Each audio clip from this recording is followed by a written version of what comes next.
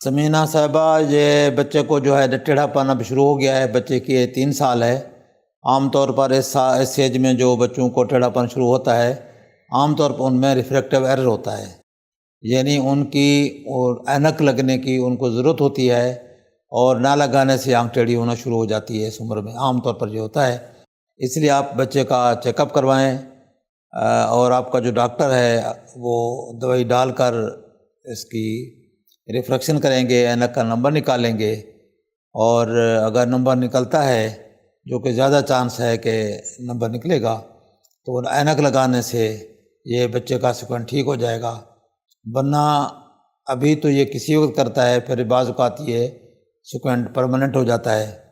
اور دوسری بات یہ ہے کہ اگر اس عمر میں آپ چیک نہیں کرائیں گے تو ہو سکتا ہے کہ ان دونوں آنکھوں میں کوئی آنکھ لیزی آئی ہو، اس کا نمبر زیادہ ہو، اور وہ وقت گزر جائے اور آپ کوئی لیزی آئی کی ٹریٹمنٹ نہ کریں، بچہ بڑا ہو جائے گا تو اس کے بعد پھر لیزی آئی کا ٹریٹمنٹ مشکل ہو جاتا ہے اور ویژن جو ہے ریکور نہیں ہوتی۔ تو بہتر یہی ہے کہ آپ بچے کا اچھا چیک اپ کروائیں گے اچھے ڈاکٹر سے، اور اس کے بعد اس کی ایڈوائس کے مطابق اگر کوئی اینک کا نمبر لگتا ہے تو وہ لگوائیں بچے کو، تاکہ بچے کی آنکھ سیدھی ہو جائے اور ہمیں آپریشن کی ضرورت بھی نہ پڑے۔ اور دوسرے نمبر پر یہ ہے کہ اگر خدا نخواستہ اس ایک آنکھ میں امبلائپیا وغیرہ ہے